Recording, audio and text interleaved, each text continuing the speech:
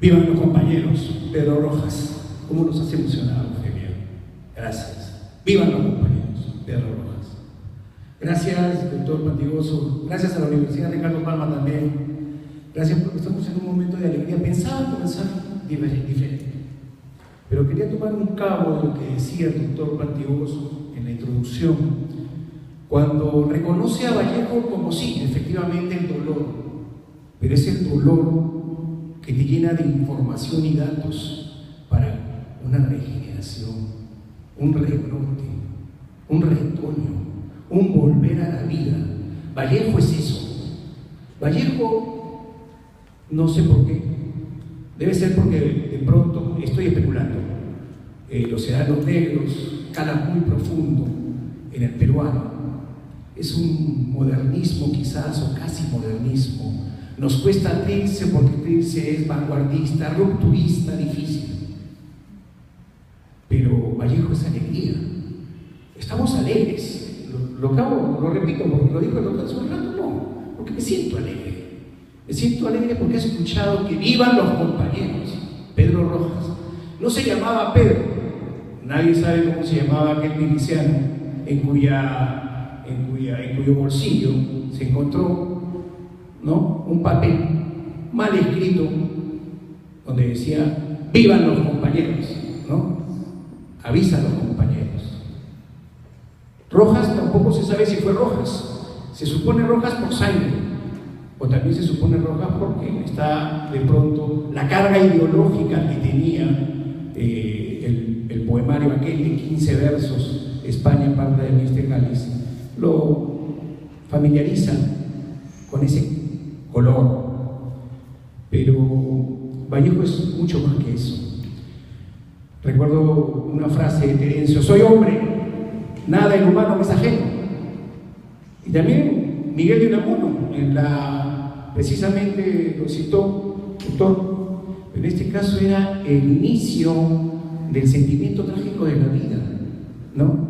Donde también efectivamente él dice que soy un hombre, no humano, porque ese adjetivo me resulta sospechoso, como sospechoso me resulta el sustantivo abstracto humanidad. No, el hombre, ese, no el bípedo implume de la leyenda, ni el homo economicus de los manchesterianos, no, el hombre, el que nace, el que sufre, el que muere, sobre todo muere, el que piensa, el que sueña, el que quiere, el que se reconoce a sí mismo y reconoce al otro, al hermano, a ese hombre me refiero. Y luego, en este sí, voy a tener que leer porque me parece propio en el sentido de que en el siglo XVI, y da lugar a una famosísima novela, también se toma el tema de la humanidad, del hombre, del ser humano, de Vallejo. Y decía este poeta, nadie es una isla, completo en sí mismo. Cada hombre es un pedazo de continente, una parte de la tierra. Si el mar se lleva una porción de tierra, todo el continente queda disminuido, como si fuera un promontorio, como la casa de uno de tus amigos o la tuya propia. La muerte de cualquier hombre me disminuye, porque estoy ligado a la humanidad. Por eso nunca preguntes por quién doblan las campanas, doblan por ti. John Donne, 1964, Ernest Hemingway tomó por quién doblan las campanas, precisamente de este extracto de la Guerra Civil Española, de aquella Guerra Civil Española, ojo, que enfrentó con el mismo rencor a unos y otros hermanos. Por eso fratricida la guerra.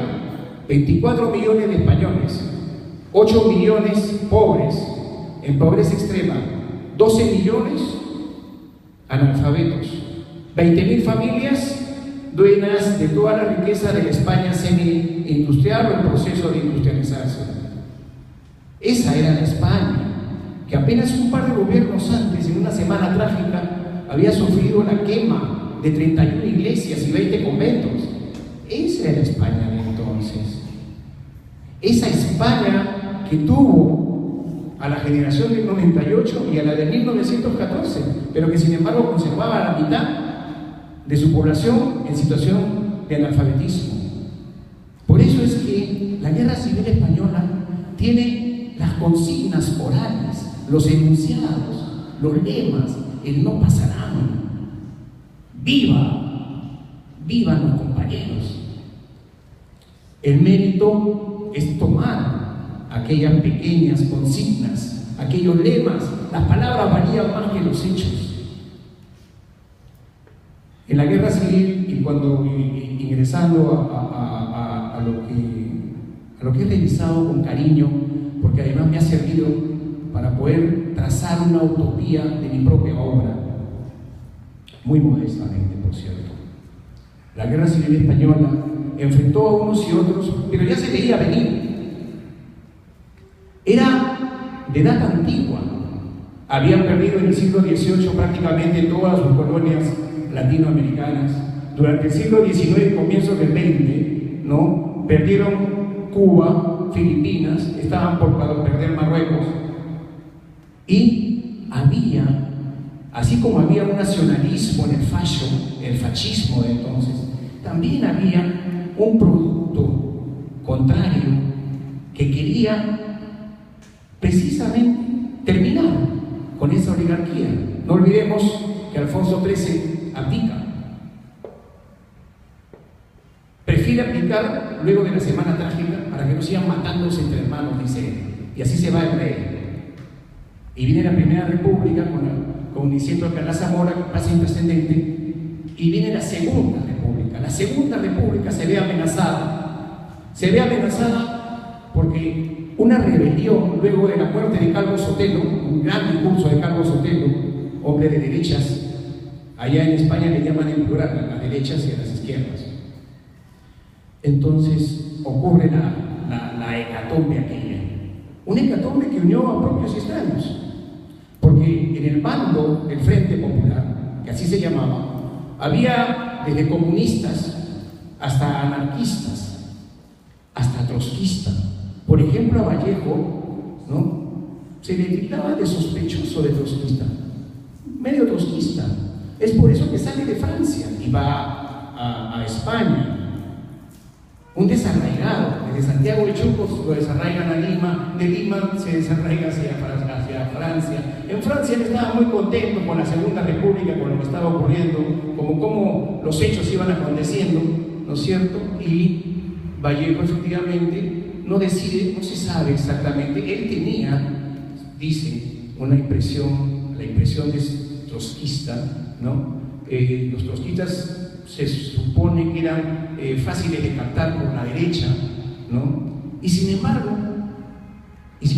España aparta de mí este cáliz, que es un poemario de 15 poemas apenas, se llama Breve de Vallejo, pero que tiene una carga ideológica fundamental, esencial, pero es de tal magnitud la hechura del poeta, la hechura de Vallejo, que la valía de su influencia no se deja llevar por la ideología.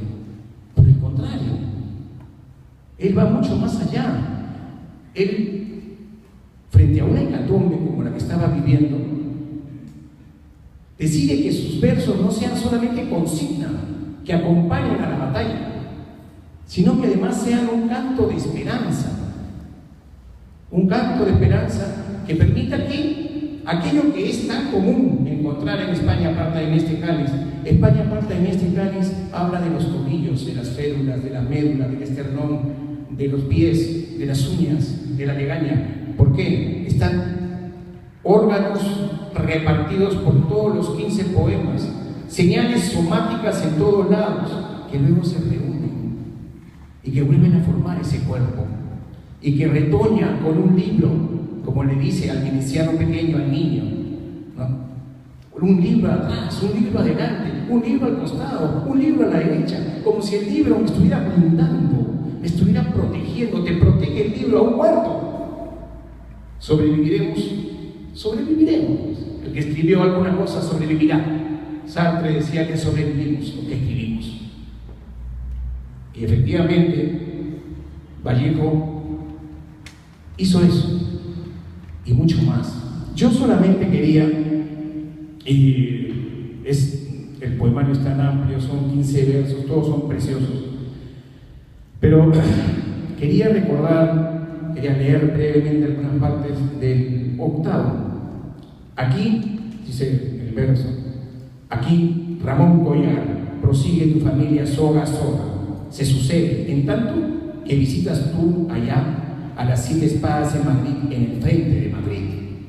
Ramón Collar, yuntero y soldado hasta yerno de tu suegro, marido, hijo limítrofe del viejo hijo del hombre, Ramón de Pena, tú Collar valiente, paladín de Madrid y por cojones, Ramonete, aquí los tuyos piensan mucho en tu peinado, ansiosos, ágiles de llorar. Cuando la lágrima y cuando los tambores hablan delante de tu buey cuando la tierra. Ramón Collar, a ti, si eres herido, no seas mal de sucumbir, refrénate. Aquí tu cruel capacidad está en cajitas. Aquí tu pantalón oscuro andando en un tiempo sabe ya andar solísimo acabarse. Aquí Ramón, tu suegro, el viejo, te pierde a cada encuentro con su hija. Te diré que han comido aquí tu carne sin saberlo, tu pecho sin saberlo, tu pie, pero cavilan todos en tus pasos coronados de polvo.